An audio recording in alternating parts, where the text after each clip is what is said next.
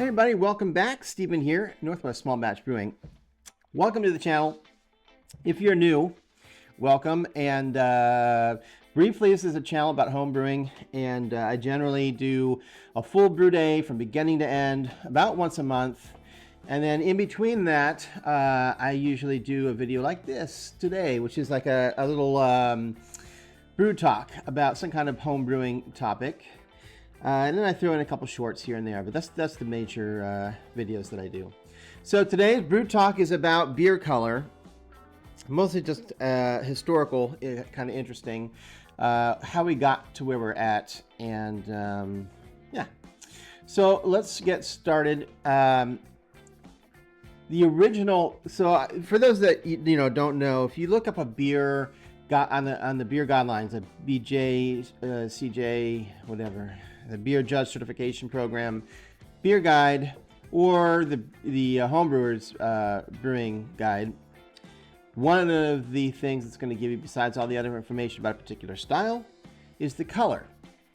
And it oftentimes will give you a couple of different scales you can use for the color.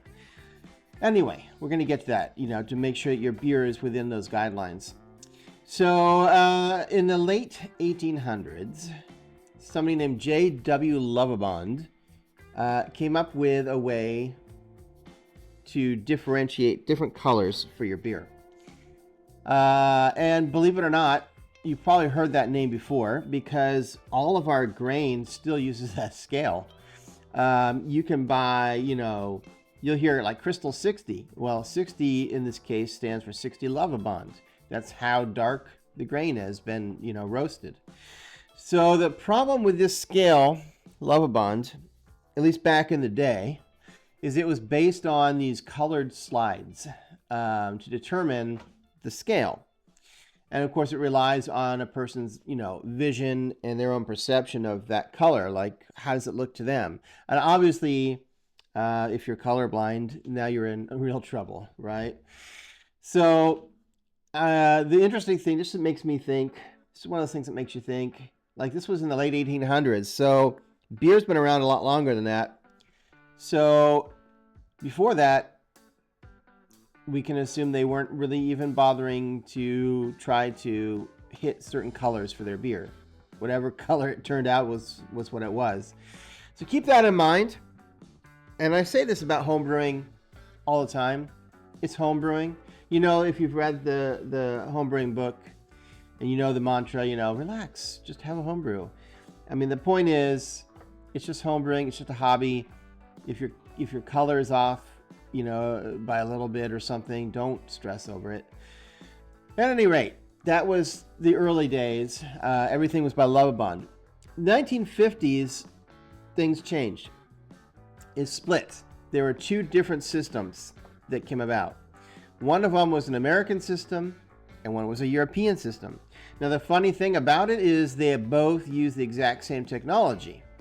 So it's really annoying that they had to make two different scales. Basically, you have the SRM, the Standard Reference Model. That's the American one. And then you have the EBC, which is the European Brewing Convention. And that's the European one, obviously.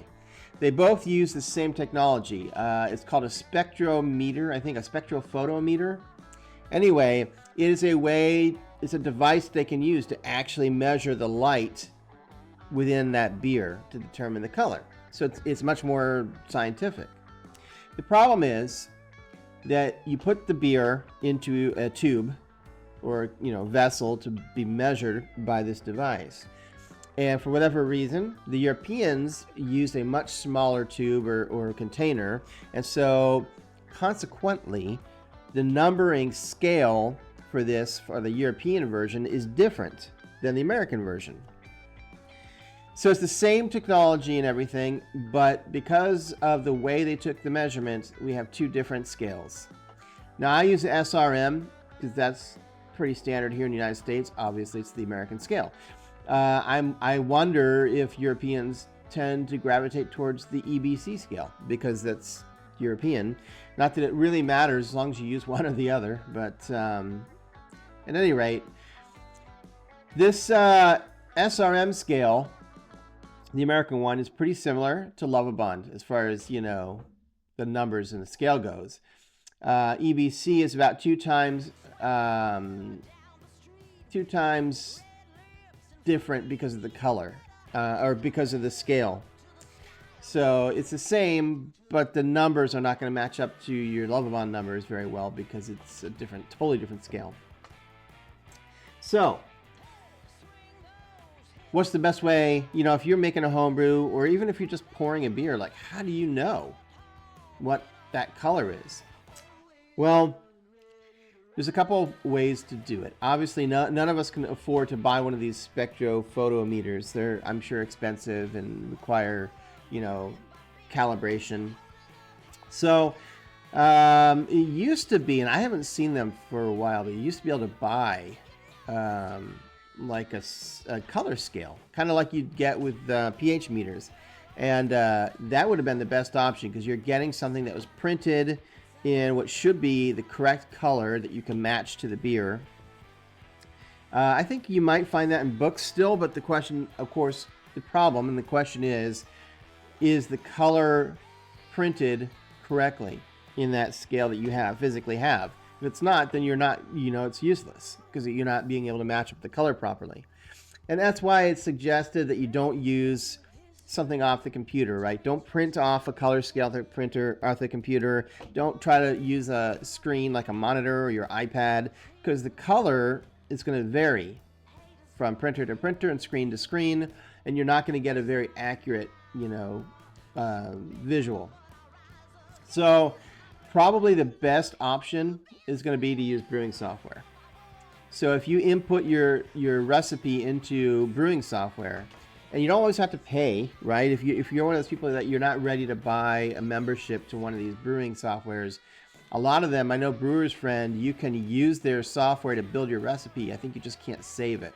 You can even print it out. You just can't save it, right? So you could build out the recipe and then look, and it'll tell you based on the grain that you've selected and the final volume and the ABV and everything. Plug all that in, it'll tell you what the color is anticipated to be. Again, it's anticipation, but it'll tell you if it's in the range. You know, if you're in the range and what the color should be. Other than that, the last thing I would mention about color is extracts. So we've been mostly talking about whole grain, you know, all grain brewing. Extracts are a little different because they're boiled down, right? You're taking your base grain and then they're boiling it down, or they're turning it into a powder. Either way, it tends to get darker during that process. And the longer an extract ages, let's say you have a can of extract, well, they don't really come in cans anymore, plastic, you know, a thing of extract, and it's been sitting for, you know, 6 months on your shelf. It's still fine to use, but it's going to be darker than the day you first bought it, because as it gets older, it gets darker. So keep that in mind, that extract beers tend to be darker looking just because of that. And so you have to be, again, it's a homebrew, so be a little bit generous. You know, if your beer met all the other guidelines and it looks like it turned out darker than it is, and it's an extract, that could be why. And so it doesn't mean that it's wrong. It's just, you know, it's just a matter of what you're using. So at any rate, that's all I have for today's video. And I'll be back in another week for another one. And until then, go brew something. Cheers.